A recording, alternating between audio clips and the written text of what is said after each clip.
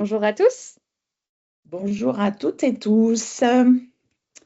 On va attendre que les participants nous rejoignent puisqu'il y a un peu de monde dans la salle d'attente. Donc on va attendre quelques secondes. Entre les deux, ben, je vous propose de patienter, mais quelques petites informations. Donc je suis Anne-Claude, consultante et associée du cabinet Mathurin Sémaphore. Je vais, pendant ce temps du DGRH, vous apporter quelques éléments avant, bien sûr, de rentrer dans le vif du sujet. En termes de fonctionnement, vous pourrez prendre la parole tout au long, en tout cas, du DGRH. Vous avez, si vous voyez la petite main, n'hésitez pas à cliquer dessus pour lever la main et Perrine et Elisa qui sont à mes côtés vous ouvriront le micro et donc vous pourrez échanger, ce sera plus sympa. Si c'est pas OK pour vous, vous pouvez aussi poser les questions, en tout cas dans l'espace qui est prévu à cet effet. En tout cas, l'idée du DGRH se veut plutôt interactive, donc n'hésitez pas à intervenir à ce moment-là. On a encore du monde qui arrive. Vous l'avez compris, on se retrouve aujourd'hui dans ce DGRH autour du PSE ou licenciement, et notamment sur comment comprendre les enjeux et éviter que le choc émotionnel de ce PSE ou du licenciement devienne un blocage.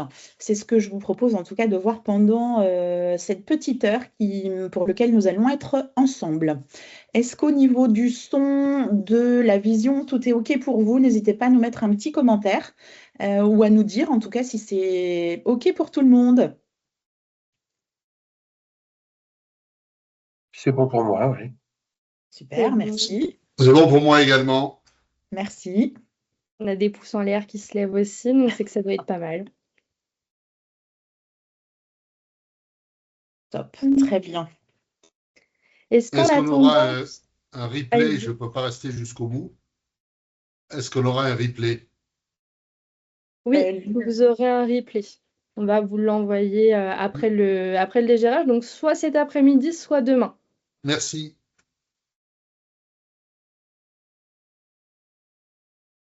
Est-ce qu'en attendant que les autres participants arrivent, donc on va attendre jusqu'à 35, vous pourriez vous présenter aussi dans la discussion pour que Anne-Claude puisse en apprendre un peu plus également sur vous?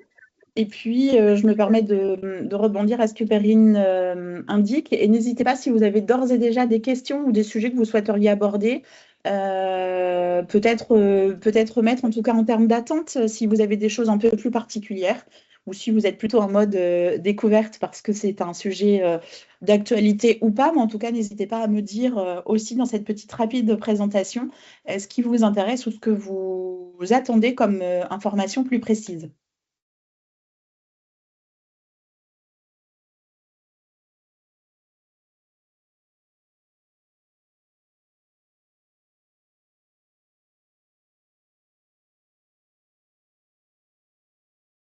Bon, je peux commencer à me présenter si c'est ça l'idée. Donc, Allez-y. donc Arnaud Desportes, moi je suis DRH sur la Normandie dans le secteur de la santé. Hmm, ok. Voilà. Et alors l'émotion fait partie de nos activités, mais en tout cas, voilà, Ok. c'était un sujet qui m'intéresse, voilà, et de voir qu'est-ce que vous mettez derrière Oui, le en choc place. émotionnel et derrière le mot blocage. Alors, des activités où il n'y a pas forcément de PSE, de licenciement ou autre. Enfin, il y a Hmm, plus des licenciements disciplinaires, mais c'est encore autre chose. Mais voilà, mais on a quand même pas mal de changements d'organisation régulièrement, eh oui. de transformations à mener. Voilà, donc autour de ça, ce sujet m'intéresse. Ok, intéressant puisque actuellement on a quelque chose d'assez similaire dans un hôpital du côté de Saint-Nazaire. Donc il y aura sans doute des choses, vous m'y ferez penser, que je puisse vous apporter comme éclairage. D'accord, merci. On a dans les commentaires donc Stéphanie Gomez qui nous dit bonjour à toutes et à tous. Je suis CIP chez All Inclusive et consultante chez Sémaphore. Donc bonjour Stéphanie, vous l'aurez compris, c'est une collègue. On a donc Jean-No Hélène qui nous dit bonjour à tous. Hélène, dans les RH depuis 16 ans, en secteur industriel sur Bordeaux, sujet très intéressant, attente, découverte, échange et bonne pratique. Eh bien, je pense que vous êtes au bon endroit, Hélène. Top, merci.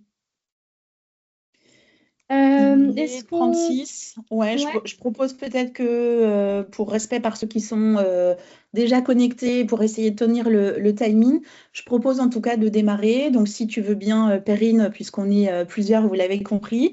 Perrine, je te laisse la main peut-être pour présenter, si tu veux Bien bien. sûr. Allez, c'est parti. Alors, donc, Sémaphore, pour ceux qui connaissent, c'est une entreprise donc, de conseil en ressources humaines et aussi un cabinet de formation, notamment donc, dans le milieu des ressources humaines et du management. Et il y a de ça un an, on s'est associé avec Matura, qui est donc devenu Matura by Sémaphore. Donc, pour présenter rapidement les activités de Sémaphore, donc dans les grandes lignes, on fait beaucoup de performance RH, de bien-être et de collaboration, de développement pour les managers et de la gestion de carrière. On fait également tout ce qui est transformation avec de l'accompagnement IA et de la formation à l'utilisation des IA en entreprise et pour les RH. En ce qui concerne Matura, je vais peut-être laisser Anne-Claude le présenter. Avec plaisir, si tu veux. Donc, Matura, nous sommes un cabinet qui est plutôt basé sur Nantes, d'où l'intérêt de parler tout à l'heure de Saint-Nazaire. Nous sommes basés sur Nantes et nous rayonnons sur vraiment le Grand Ouest. J'entendais tout à l'heure Bordeaux. Ça va effectivement de ce Grand Ouest jusqu'à vous rejoindre sur la Bretagne également. C'est la raison pour laquelle on s'est rapproché puisqu'on avait des activités similaires. Mais le cabinet est plutôt spécialisé autour de ce que j'ai envie de dire 3 grands pôles. On a un grand pôle autour du conseil, notamment plutôt tout ce que j'ai appelé le côté outplacement. On a également dans cette grande thématique des éléments autour du diagnostic stratégique, tout ce qui est transformation collective. Évidemment, le sujet du PSE qui nous concerne plus ce matin. On intervient aussi sur des thématiques autour de dossiers d'accompagnement autour du PCRH. On intègre aussi en termes de conseils, recruter, intégrer, accompagner, puisque ce n'est pas juste recruter, c'est souvent comment fidéliser et engager les collaborateurs dans le temps. On fait des ateliers de codev ou de partage de pratiques également. Donc, on est vraiment plutôt sur ces grandes thématiques en termes de conseils, avec du conseil en organisation. Et puis, en termes de formation, on est plutôt sur des sujets autour du management, de l'intelligence artificielle, du développement commercial, tout ce qui concerne également le domaine des ressources humaines, bien sûr. Et un troisième grand sujet autour du coaching, le coaching d'équipe, le coaching individuel et le coaching d'organisation, avec derrière des thématiques aussi qui sont un peu plus larges autour des séminaires et de team building sur la cohésion. Voilà ce que je peux dire par rapport à cela. Ensuite, dans ces formats, dans ces 3 types d'actions que nous avons des formats qui sont adaptés évidemment à toutes les problématiques. Ça peut être en mode évidemment coaching, conseil, on vient de le dire, ou audit, formation et conférence. Et c'est dans ce cadre-là aujourd'hui que nous nous rencontrons autour de ce DEJ RH.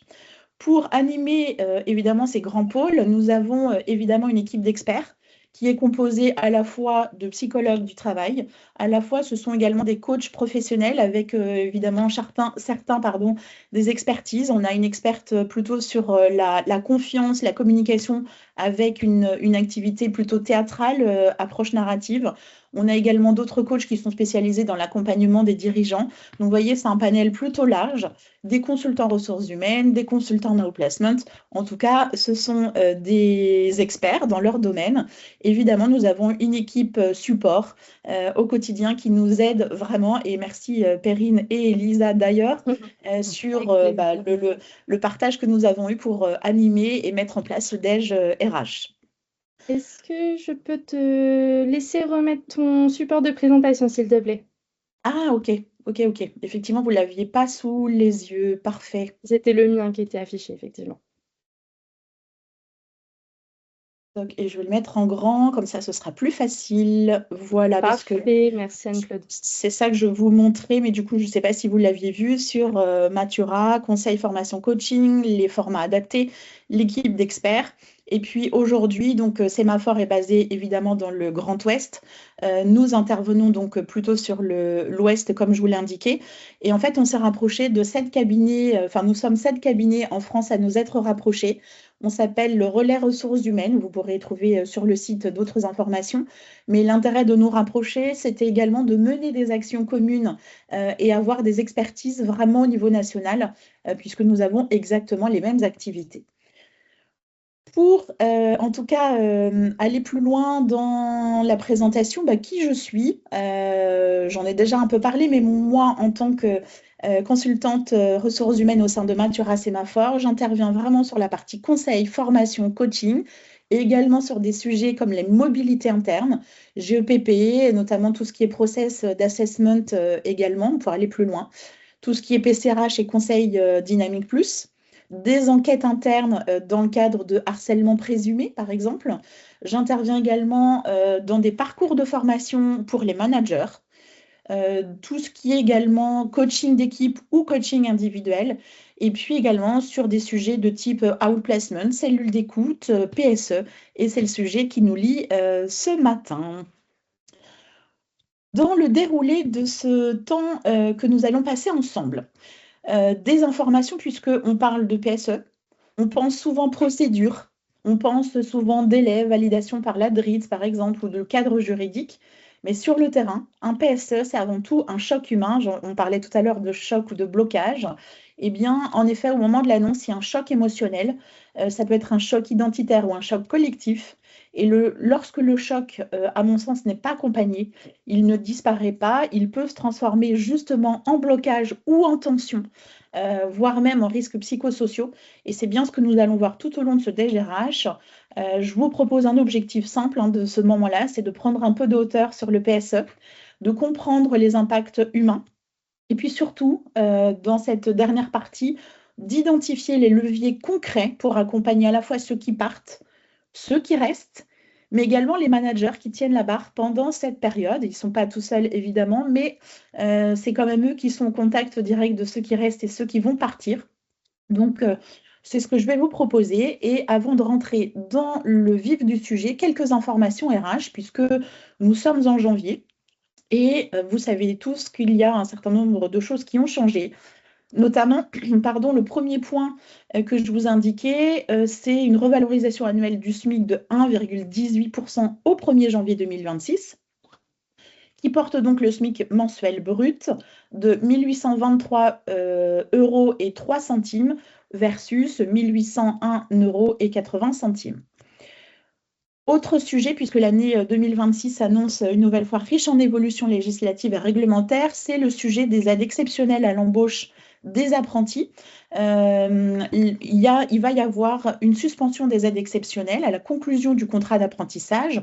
Seules les entreprises de moins de 250 salariés qui embauchent des apprentis préparant une certification équivalente au plus, au bac, pourront encore bénéficier d'une aide à ce titre-là. En tout cas, c'est ce que j'ai pu observer et lire par rapport à cela.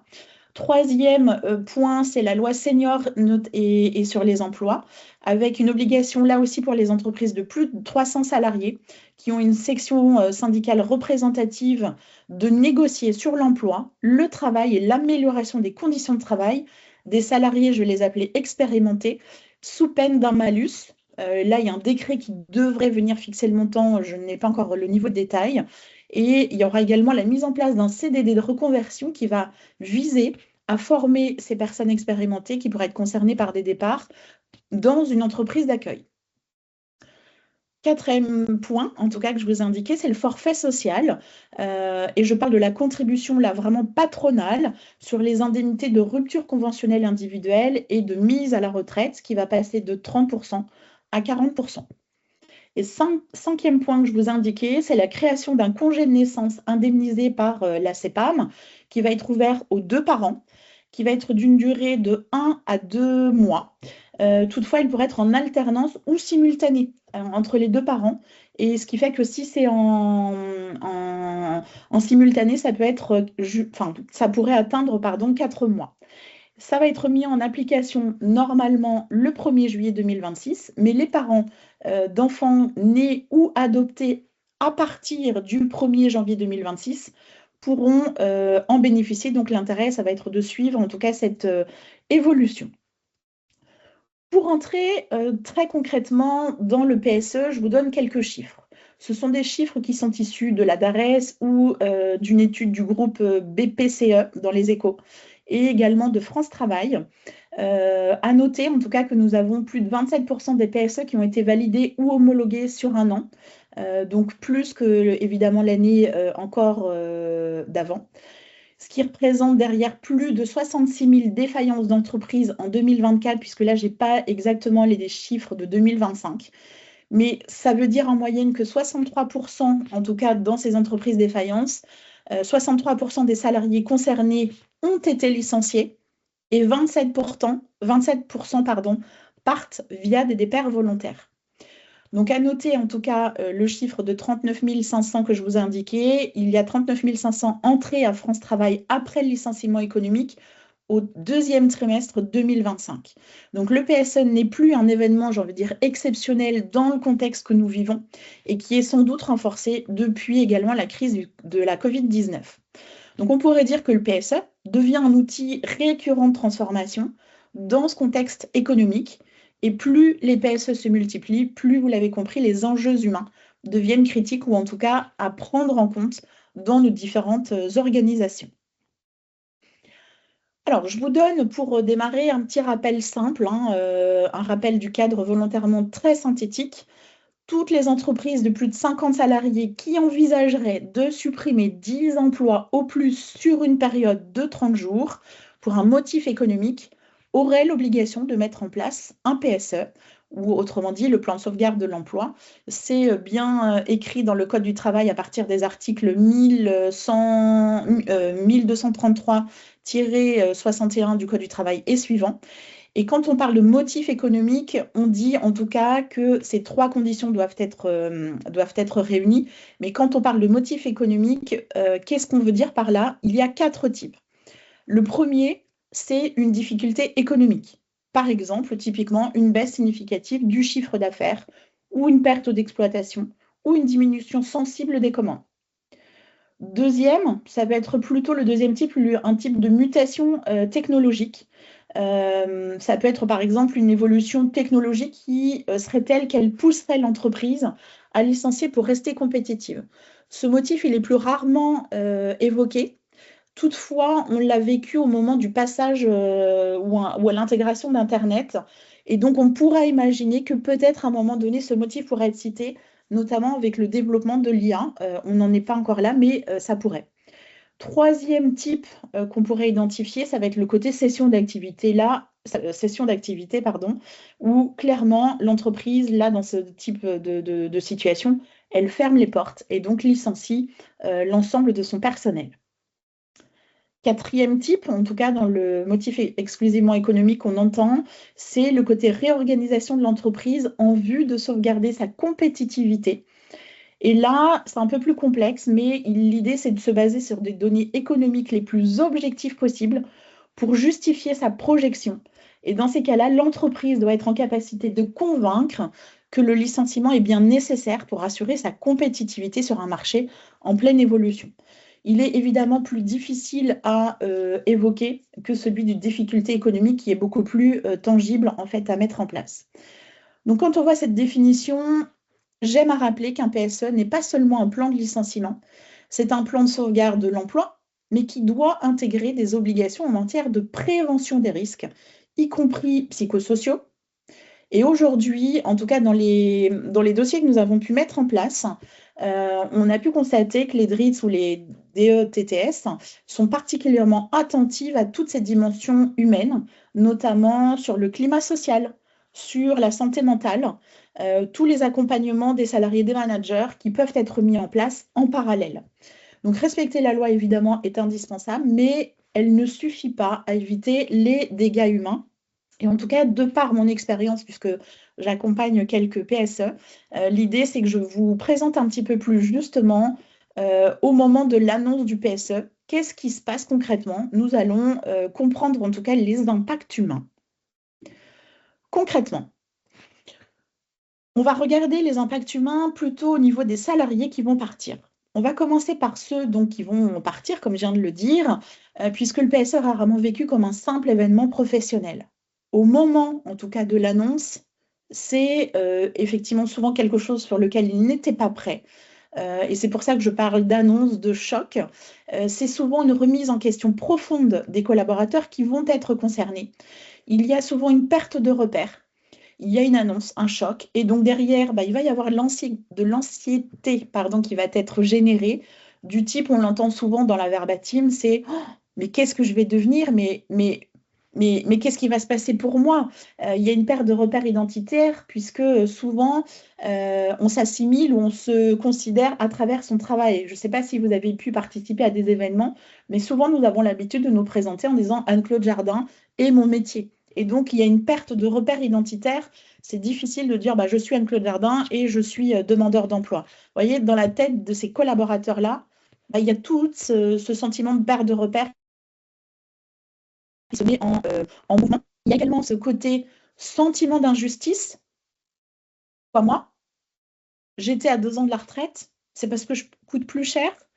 Pourquoi ça tombe sur moi alors que mon collègue qui cherche à partir, mais personne n'était au courant, ou mon collègue était motivé, et du coup, ils vivent ça comme un vrai sentiment d'injustice, en fait. Autre point, pour ceux qui vont partir au moment de l'annonce, il y a derrière une certaine anxiété qui va arriver, notamment avec parfois des inquiétudes financières et familiales importantes. Notamment, c'est comment je vais faire. J'ai des enfants aux études ou je suis mère célibataire, par exemple. Et donc, derrière, il va y avoir toutes les questions qui vont venir, notamment sur les conséquences pour la famille. On peut se poser la question, certains nous disent, mais je vais devoir me serrer la ceinture, mais en même temps, les enfants, eux, ils n'avaient rien demandé. Pourquoi moi, etc. Voilà, on est dans un cercle non vertueux à ce moment-là, où il y a un certain nombre de questions qui vont se poser. Ils savent qu'ils vont bénéficier de France Travail, mais quand même, ils s'interrogent sur la différence de rémunération qu'ils vont avoir.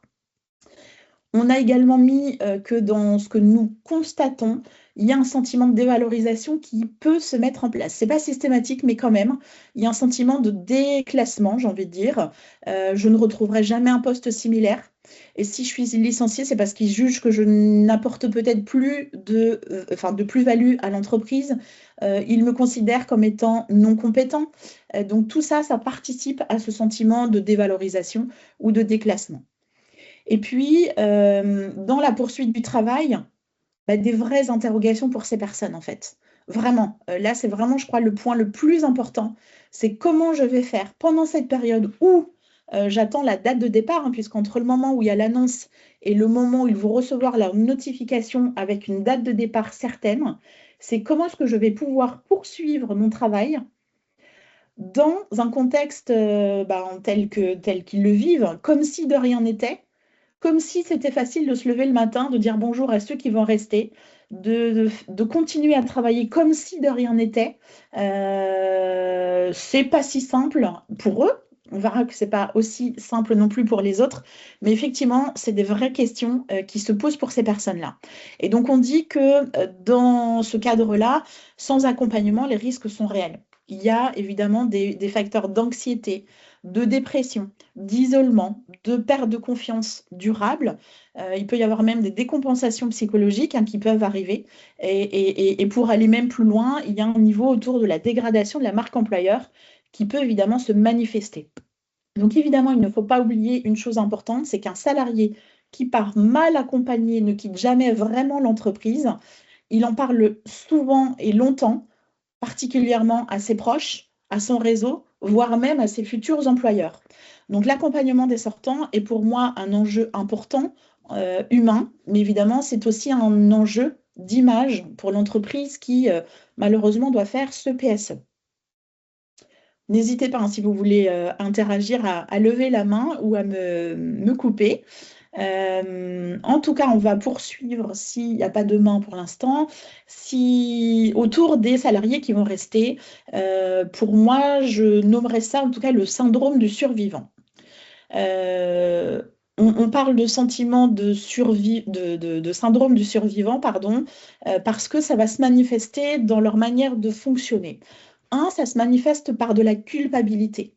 On entend souvent quand on les reçoit, bah, pourquoi moi? Pourquoi finalement c'est moi qui reste? Ou à l'inverse, c'est la culpabilité, en tout cas de devoir aussi prendre les tâches des collègues qui vont partir. Culpabilité aussi de faire comme si de rien n'était et de montrer aussi de l'empathie à ceux qui vont partir. Il y a aussi beaucoup de questions qui se soulèvent à ce moment-là, c'est la peur d'être le prochain. Ok, là on fait une première vague de PSE, mais qui dit qu'il n'y en aura pas une autre et que je ne serai pas le prochain à partir. Et dans ces cas-là, pourquoi ce ne serait pas moi le prochain? Derrière, ça peut aussi générer une surcharge de travail pour ces personnes-là, parce qu'ils ont conscience, ou on leur a déjà demandé, qu'ils devaient se former sur les tâches des personnes qui vont malheureusement quitter l'entreprise ou les tâches qui vont être réaffectées. Et c'est compliqué de demander à un collègue qui va partir de le former. Et là, ça peut même aller jusqu'à des situations de conflit. On l'a déjà vu.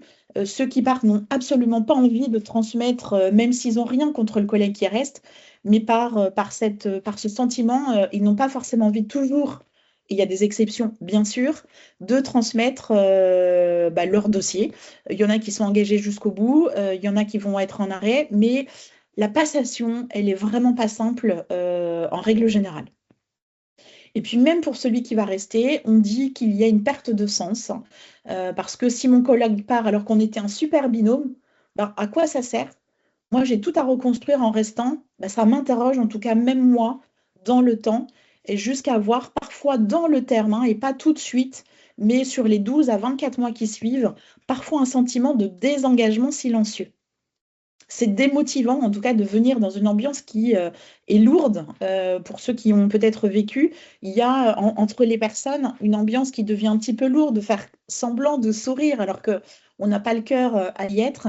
Et là, je trouve, en tout cas par expérience, que ce que nous avons pu constater, c'est que le risque pour une entreprise qui dit que ça y est, on a passé le plus dur, notamment quand les départs sont actés, c'est pas complètement vrai, puisque c'est là souvent que les vrais dégâts vont se mettre en place. Le PSE ne s'arrête pas au dernier licenciement ou au départ. En réalité, ça continue à produire des effets pendant 12 à 24 mois, avec des effets de type hausse de l'augmentation, de l'absentéisme, pardon. Il peut y avoir également un turnover qui va être différé. Il peut y avoir également des tensions relationnelles que nous allons observer dans les 12 à 24 mois qui suivent. Sur les KPI que nous suivons, il y a souvent une baisse de performance. Et en termes de climat social, un climat social qui peut être dégradé. Donc en tout cas, c'est ce que nous avons pu constater. Donc de mon expérience, il est bien à noter qu'un PSE continue à produire des effets sur l'année qui suit, voire dans les 2 ans qui suivent la mise en œuvre du PSE. Il y a une question ou une main qui se lève. On ne vous entend pas. Le micro est coupé. Est-ce que Perrine et Elisa, vous pourriez l'ouvrir? Merci. Ok, oui, je super. voulais simplement apporter un petit commentaire. J'aime bien ce que vous dites sur s'occuper de ceux qui restent. J'ai eu la charge de conduire 2 grands plans sociaux, un Dumez et GTM qui est devenu Vinci, et un dans le groupe Bull qui a été racheté par Atos, comme vous le savez, quelques années après. Dans ces 2 plans sociaux, il m'a semblé que l'expérience pour les salariés qui restent, c'est d'abord la nécessité de changer l'organisation. De changer l'organisation justement pour ne pas laisser entendre aux gens qu'ils vont prendre la place de ceux qui partent, ou alors on va les surcharger avec le travail parce qu'il y a des gens qui sont partis. Donc, responsabilité du management, c'est de changer l'organisation. Très important pour les survivants. Et deuxième chose très importante, bien se comporter avec ceux qui partent, parce que quand on se comporte bien avec ceux qui partent, ça infuse chez ceux qui restent un respect de la direction qu'ils n'ont pas sinon. Et on ne peut pas dissocier ceux qui partent de ceux qui restent. Ceux qui partent, c'est les collègues, c'est les copains, c'est de la famille, etc. Et ceux qui restent, eh bien, la façon dont on va se comporter avec ceux qui partent, elle est essentielle pour ceux qui restent et pour le redéploiement de l'entreprise. Parce qu'il ne faut pas oublier que si on fait un PSE, c'est pour repartir sur l'entreprise. Et pour repartir sur l'entreprise, il faut que ceux qui restent, ils estiment leur direction générale. Exactement. Voilà, je voulais simplement apporter ces deux témoignages, parce que dans ces deux grands plans sociaux que j'ai portant sur des milliers de salariés, j'ai acquis cette expérience-là. Voilà. Et merci, et c'est un très chouette témoignage, puisqu'en effet, dans les PSE que nous avons pu accompagner, cette prise en compte de ceux qui restent, dont vous parlez, avec effectivement derrière la transformation de l'entreprise qui va être nécessaire pour ne pas continuer à faire comme aujourd'hui, parce qu'on n'en serait pas arrivé là, mais justement le rôle du manager, et c'est ce qu'on va voir tout de suite après, mais je trouve que de temps en temps, cet impact ou la prise en compte des personnes qui restent, parfois est négligée. Et il me semblait intéressant, et votre témoignage corrobore en ce sens, d'apporter des éléments, puisqu'on a tendance à s'occuper des personnes qui partent, et c'est super. Mais il y a aussi tous ceux qui vont rester, qui vont faire le socle de l'entreprise de demain. Voilà, il faut manier le frein et l'accélérateur en même temps. Hein. C'est comme dans la conduite sur glace.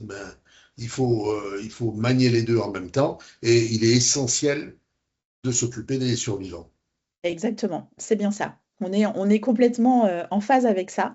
Et dans le prolongement de ce que vous évoquez, eh bien, justement, on parle de ceux qui vont rester, de ceux qui vont partir, mais au cœur de tout cela, il y a les managers.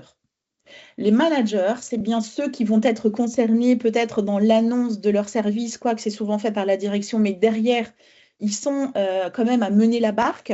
C'est eux qui vont expliquer, qui vont sans doute rassurer sans mentir, qui vont devoir être confrontés à gérer les émotions de leur équipe. Et en même temps, ils doivent être également à gérer les leurs, parce qu'ils sont peut-être même concernés. Et donc, on leur demande souvent d'être solides, d'être disponibles, d'être exemplaires. Mais trop souvent, le constat encore, c'est que les managers ne sont pas toujours formés, voire peu formés, ni soutenus pendant cette période tout à fait particulière, on vient de l'évoquer. Et puis, entre l'annonce et le départ, il faut composer avec ceux qui sont là, ceux qui vont rester, et comment concilier les deux. Parfois même, ils sont concernés par le départ. Et puis de manager avec une équipe, comme je l'ai évoqué, qui le matin fait semblant en arrivant parce que ils doivent continuer jusqu'au bout, jusqu'à leur départ, de faire comme si tout allait bien, et voire même de travailler, de transmettre les dossiers. Et puis ceux qui ne sont pas concernés, qui vont faire le dos rond. On a vu aussi certaines situations où certains qui restent en jouent. Et par contre, le manager a un rôle vraiment à jouer là-dessus pour ne pas avoir des conflits dans ces situations. Et le manager doit composer vraiment avec toutes ces personnes-là.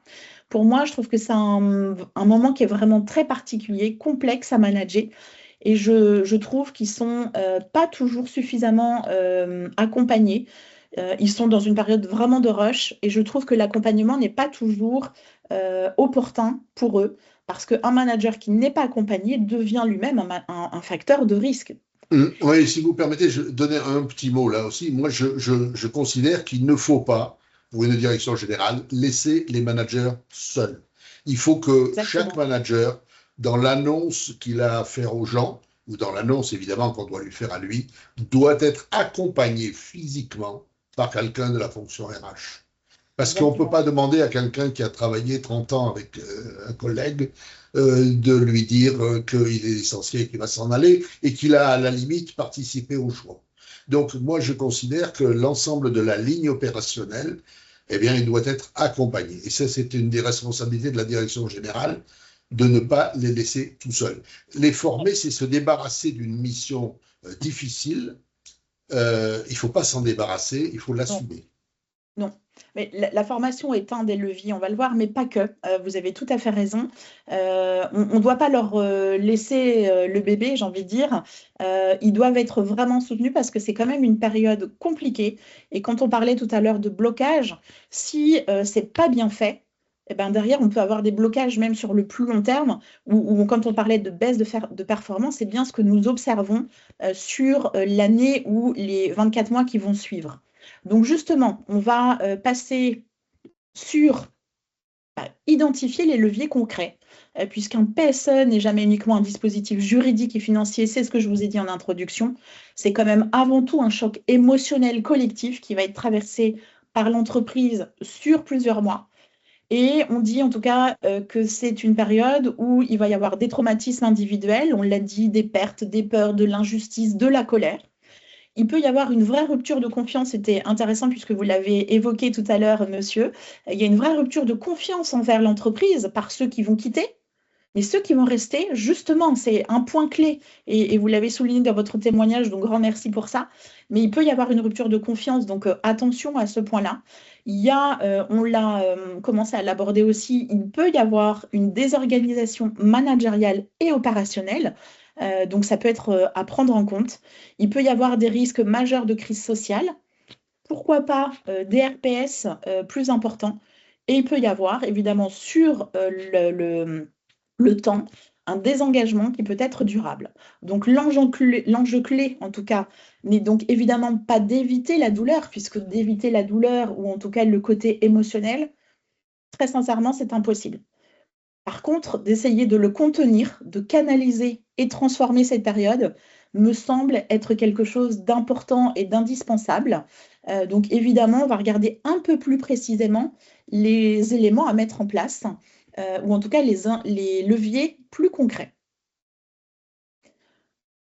Pas de main qui se lève, donc j'avance. En tout cas, dans les leviers concrets, je vous ai mis des principes fondamentaux, en tout cas, que je voulais partager avant de rentrer clairement dans les situations, ou dans les solutions, pardon. Première chose, en tout cas, pour moi, il y a 5 principes qui sont non négociables. Il y a l'anticipation. Évidemment, bien avant l'annonce, il est important d'agir et il n'est pas, c'est important de préparer, d'anticiper pour être le plus à même de réagir le jour de l'annonce. Et donc, il faudra évidemment travailler avec la direction, le service RH, mais pas que. Ça me semble indispensable d'être dans l'anticipation. Il y a également un autre point autour de la vérité maîtrisée. Quand je parle de vérité maîtrisée, on a parfois vu des situations où c'était plutôt le silence. Il y a un PSE, mais il n'y a pas de communication associée. Et donc, laisser les collaborateurs qui partent, qui restent, les managers dans le silence, ce n'est pas du tout la manière la plus adaptée. Et la manière de communiquer est importante et ça ne doit pas être dans le côté brutalité. Il y a une notion importante aussi dans les fondamentaux. Il va y avoir une notion que j'appelle d'équité perçue. Pour moi, elle est plus importante que cette équité réelle. Nous avons tous, vous le savez, en termes de perception, nous percevons tous les choses de manière très différente. Et pour moi, cette équité, elle doit être également prise en compte.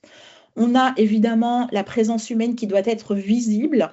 Il ne s'agit pas de fuir ou de ne pas être visible. Et dans ces cas-là, dans les moments de PSE, la partie RH, la partie direction, les managers doivent être visibles et doivent être justement à proximité en soutien. Et puis également, autre point qui me semble important, c'est le rythme. Pourquoi je parle de rythme? Parce que entre le timing juridique du PSE, qui est quand même très réglementé, et le temps psychologique, il y a une vraie différence entre chacun. Vous connaissez tous la courbe d'Elisabeth Kubler-Ross sur la courbe du deuil. Eh bien, cette courbe-là, chacun ne va pas la traverser de la même temporalité. Eh bien, dans le côté PSE, les émotions de chacun, le rythme de chacun ne va pas être le même. Donc, c'est important également pour moi de l'avoir en tête. Et donc, dans ce que je voulais vous donner comme information autour des leviers concrets, on va y aller par étapes. Au moment de l'annonce, pour moi, ça doit être une annonce qui doit être incarnée. Quand je parle d'incarner, pour moi, j'ai parlé de présence physique. Il est important que la direction soit là. Elle soit présente, qu'elle fasse un discours qui soit clair, qui soit humain et surtout sans langue de bois. J'insiste là-dessus. On a déjà vu des choses où finalement on essayait d'enrober un petit peu les choses. Et en tant que DRH la direction, dans ces moments-là, il faut être aussi en capacité d'accepter les silences, mais d'accepter les moments de tension ou d'émotion qui peuvent surgir à ce moment-là, puisqu'il y en aura, il peut y en avoir. Et derrière, ce que je propose, en tout cas, c'est qu'en parlant de cette annonce, vous puissiez très vite parler d'espace de décharge émotionnelle.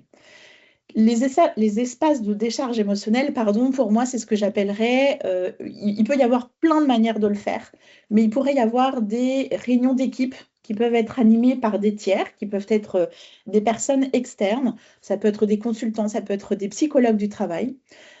Il peut y avoir aussi évidemment des permanences du service RH et c'est tout à fait approprié. Il y a plus le côté confidentialité ou des choses de ce type-là qui peuvent être parfois controversées, mais en tout cas d'avoir un espace de décharge ou d'échange me semble approprié.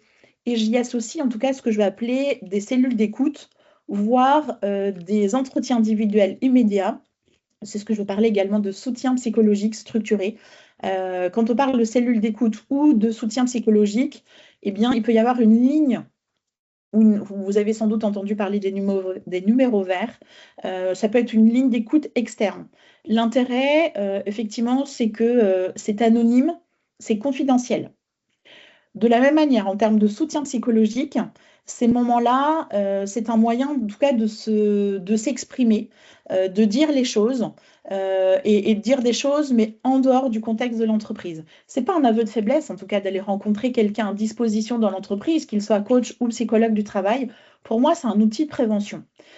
Et cette information sur la cellule d'écoute ou soutien psychologique, ou en tout cas des gens qui sont à disposition dans l'entreprise, il me semble important évidemment de l'annoncer quasiment en même temps que l'annonce et vous devez avoir un affichage qui sera associé à cela. Sur le côté psychologue ou coach à disposition, évidemment, ce n'est pas du 24/24. Idéalement, c'est sans doute à mettre en place au moment de l'anticipation, comme je le disais tout à l'heure, à voir si vous proposez une journée par semaine. Est-ce que c'est 2 jours? Est-ce que c'est une demi-journée en fonction de la taille du PSE? À vous de voir, mais l'intérêt, c'est qu'il y a une présence régulière de professionnels qui ont l'habitude de ces situations. C'est ce que nous préconisons.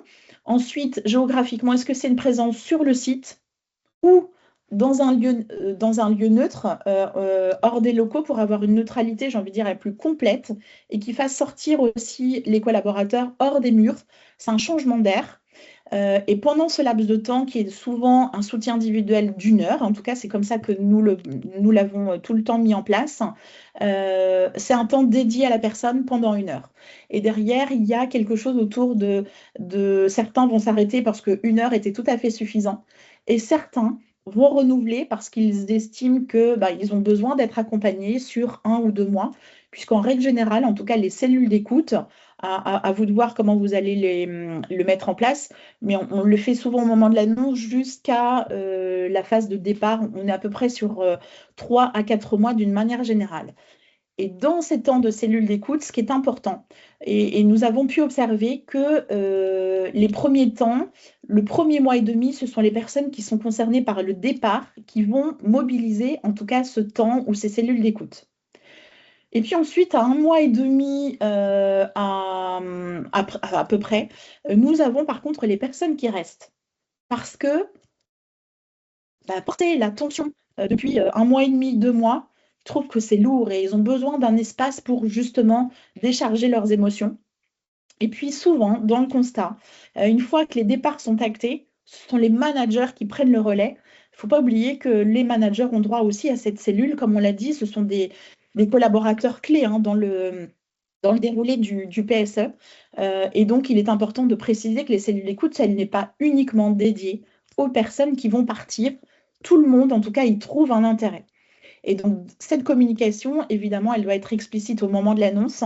Et on peut aussi, au moment de l'annonce, expliciter que nous avons le droit d'aller mal. On est quand même dans un monde où nous avons l'habitude d'entendre dire que on doit être fort, on doit tenir.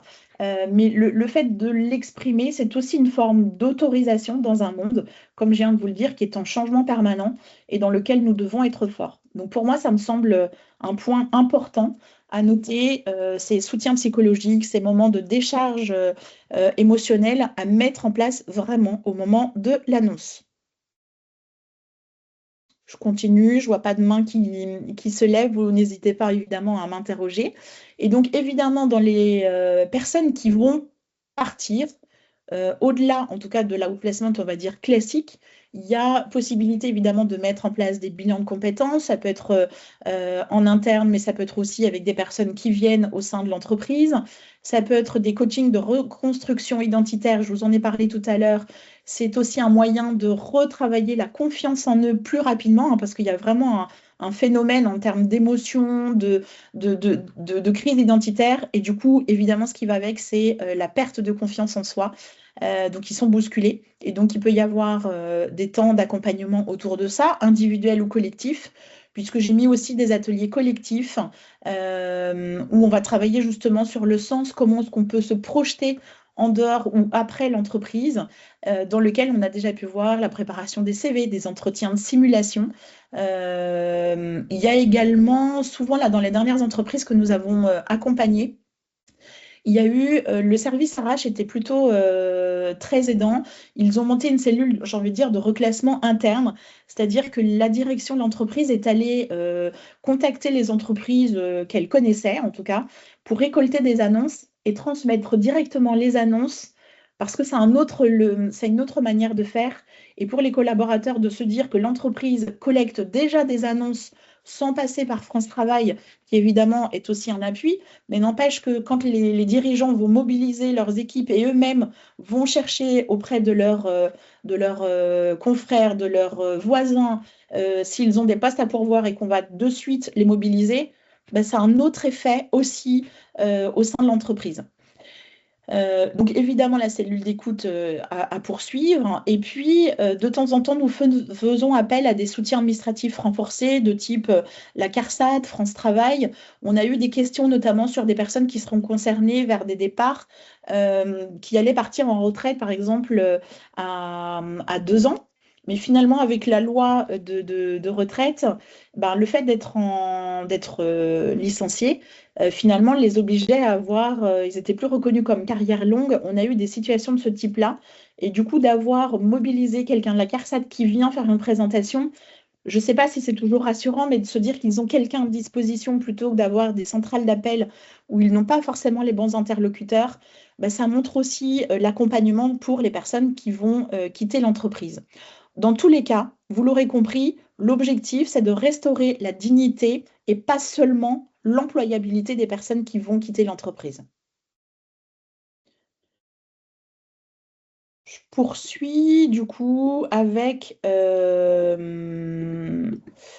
ceux qui vont rester. Donc ceux qui vont rester, donc c'est pour moi, et le témoignage de monsieur était intéressant tout à l'heure, puisque c'est effectivement une zone la plus à risque. Pour moi, il y a des actions qui sont indispensables à mettre en place. On pourrait très bien imaginer dans les solutions mettre en place des groupes de parole post-PSE. On n'est pas tout à fait dans le groupe d'analyse de pratique, vous voyez, mais n'empêche que d'avoir des temps pour eux, pour justement dégonfler l'ambiance, l'atmosphère, la tension qu'ils ont pu vivre, je trouve que c'est plutôt assez pertinent. Mais ça peut être fait sous un autre format qui va être le séminaire de reconstruction collective. Ça peut être également un point important.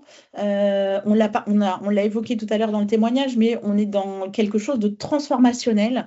Eh bien, il est important ensuite de parler de la clarification des rôles ou des priorités, de la charge de travail également. Et puis, ben, ces petites actions-là que je vous propose, pour moi, elles sont finalement un moyen d'apporter de la reconnaissance explicite de cette période qui vient d'être traversée. C'est souvent d'ailleurs des actions qui sont oubliées, mais qui me semblent clés. On peut également avoir une renégociation implicite du contrat psychologique, hein, c'est reconnaître les faits que nous avons traversé une période qui était complexe. Et derrière, il peut y avoir dans le management je ne vais pas dire plus de souplesse, de souplesse, parce qu'il y a un cadre des droits et des devoirs, évidemment, mais de temps en temps, le manager est aussi plus sensible à comprendre qu'à un moment donné, j'ai une baisse d'énergie parce que quand même, on a vécu un moment de tension importante. Ce qui doit être également mis en place, c'est comment est-ce qu'on peut redonner de la vision aux équipes sur les 12 à 24 mois qui vont arriver pour réembarquer l'ensemble des personnes qui vont rester, quel que soit le niveau, collaborateur, manager. C'est important en tout cas de pouvoir réengager, réembarquer les personnes pour justement poursuivre la transformation de l'entreprise. Évidemment, là-dessus, les managers doivent être réinvestis parce que pour moi, c'est aussi un rôle ou une figure de stabilité. Les managers sont les personnes qui sont le plus à même de porter cette figure de stabilité après une période un peu plus complexe qui aurait été vécue. Pas de questions non plus, j'avance. Alors, dans l'autre point important dans les actions, c'est évidemment, on en a parlé tout à l'heure, c'est comment soutenir et accompagner les managers. On a parlé d'une formation. La partie formation, comme on l'a évoqué, c'est pas évidemment se débarrasser de quelque chose. Toutefois, la formation, elle doit être autour de la prévention des RPS, mais pas que. Elle doit avoir un contenu clé, selon moi, autour de l'écoute active, parce que écouter les émotions, habituellement, ça n'a pas trop sa place. Sauf que là, on a un moment très particulier sur entendre ou gérer des émotions.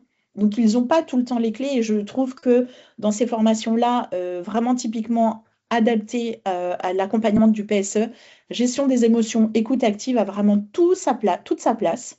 C'est également les aider à repérer les signaux faibles. Et puis, quelle est la bonne posture managériale, j'ai envie de dire, à prendre en période de crise? Parce que ce n'est pas le manager de tous les jours. C'est un changement quand même très clair.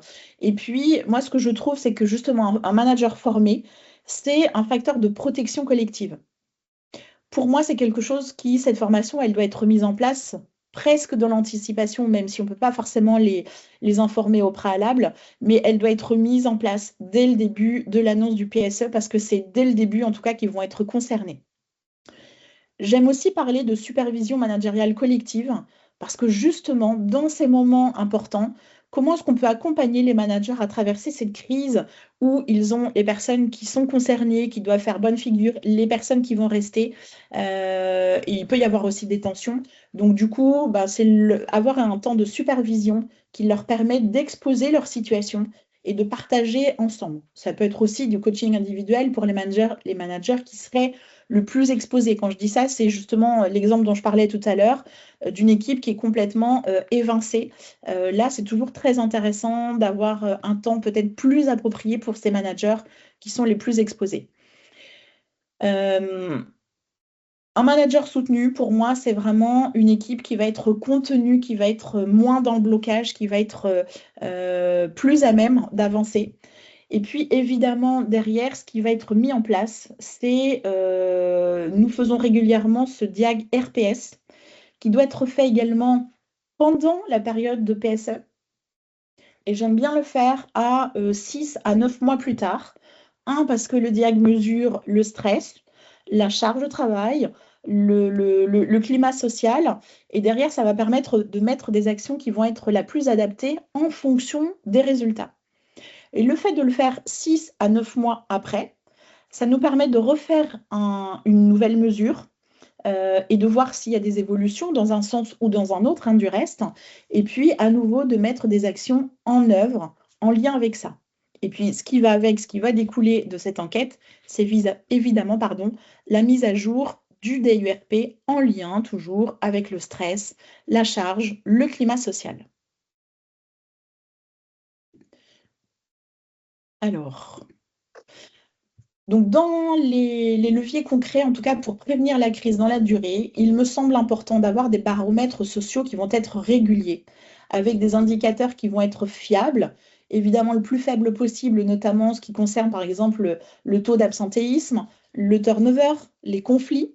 Et par habitude, on sait aussi que dans cette période, une petite proportion de personnes concernées par le PSE va se mettre en arrêt, enfin, ou va être en arrêt, pardon, dans cette période d'incertitude où ils attendent la date.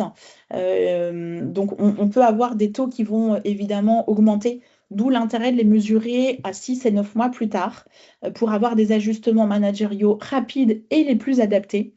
L'important aussi, c'est vraiment d'avoir une communication qui soit continue, même s'il n'y a pas de bonnes nouvelles, mais entretenir la communication. Et puis, il y a tout un travail sur la culture post-traumatique de l'entreprise à avoir, en tout cas, tout ce qu'on vient d'évoquer. Et puis, moi, ce que j'évoque, et surtout ce qu'il ne faut pas faire, ou en tout cas ce qu'il faudrait éviter, j'en ai déjà un peu parlé, mais c'est évidemment les silences prolongés. Je trouve que ça a des effets dévastateurs, bien au contraire. Ça pourrait être également des décisions qui pourraient être perçues comme cyniques. Ça peut arriver et ça peut être maladroit, mais attention à ce point-là. Autre point important, on l'a évoqué, mais les managers ne doivent pas être laissés tout seuls, surtout pas. On a aussi beaucoup entendu des injonctions à passer à autre chose. Ben, c'est pas si facile que ça de dire bah, allez, mais passe à autre chose, tourne la page.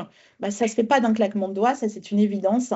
Et puis vraiment, j'insiste sur ce côté engagement sur le long terme et comment transmettre une vision post-PSE. En tout cas, ce sont des éléments qui me semblent importants à avoir en tête pour aller plus loin et réengager dans le temps. Donc, on va arriver à la fin, comme ça nous permet d'être au niveau du timing vraiment synchro. En tout cas, petit point clé, je trouve que le PSE bien accompagné, évidemment, ne va pas supprimer la douleur. On est bien d'accord avec ça. Toutefois, ça peut éviter la destruction du collectif. Ça peut être un moyen de préserver la performance sur le long terme, de maintenir la dignité humaine, de reconstruire également la confiance à moyen terme pour les personnes évidemment qui vont partir, mais aussi pour ceux qui vont rester. Et j'ai presque envie de dire que la question clé pour toute entreprise qui va mettre un PSE ne doit pas être uniquement sur comment limiter les coûts, mais bien comment est-ce qu'on va traverser cette épreuve sans nous désintégrer entreprise, parce qu'on a tendance à juger une entreprise sur sa croissance, mais le jugement, il est encore plus fort sur la manière dont l'entreprise va traverser les crises. Voilà ce que je pouvais vous dire en tout cas sur le PSE. Il y a peut-être des questions ou des interactions parce que j'ai beaucoup parlé et je vous ai peut-être pas laissé beaucoup la parole. Donc je suis évidemment à votre écoute. N'hésitez pas à mettre vos petites questions ou à prendre le micro évidemment. En tout cas, merci pour votre attention et je suis à l'écoute de vos remarques, réflexions ou vos questions.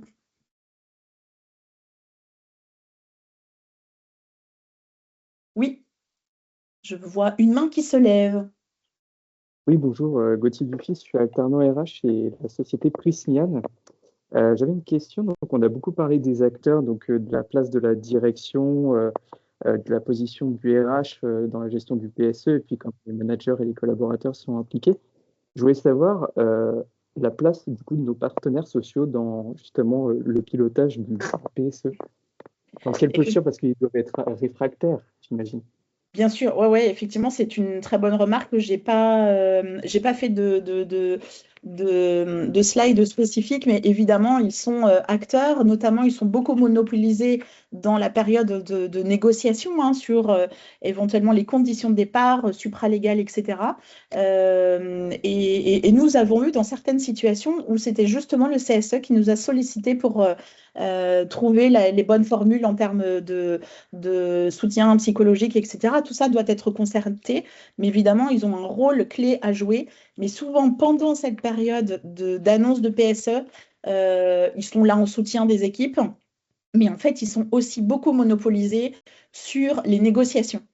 Et on le voit aussi dans les collaborateurs. Parfois, on nous dit, oui, mais le CSE, ils n'avaient pas la carrure pour, ou ils ne nous ont pas suffisamment défendus, ce qui vient même parfois avoir des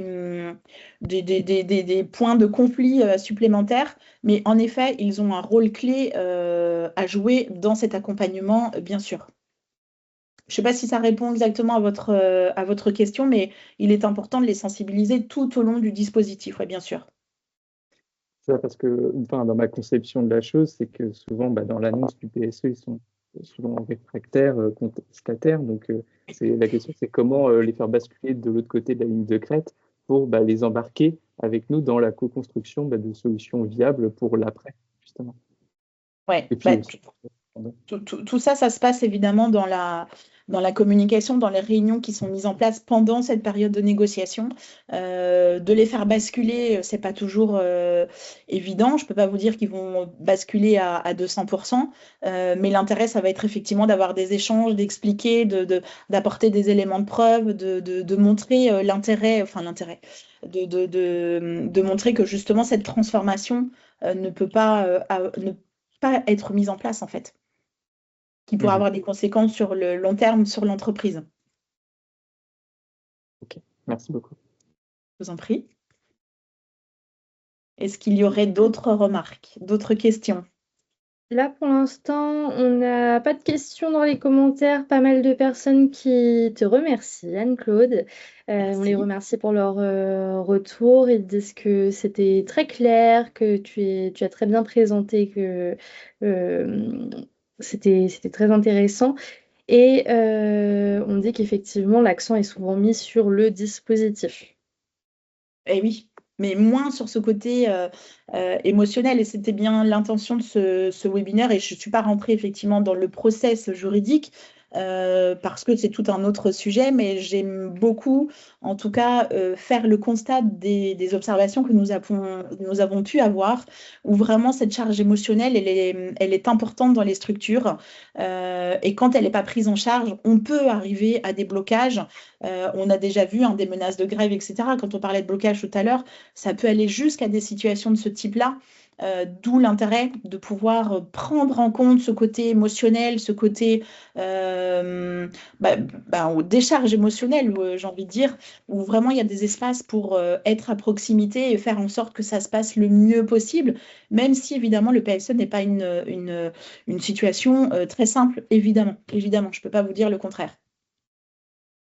Merci. En tout cas, je ne sais pas s'il y a d'autres personnes qui veulent s'exprimer. Le replay sera à votre disposition. Dans le support, évidemment, vous avez mes coordonnées.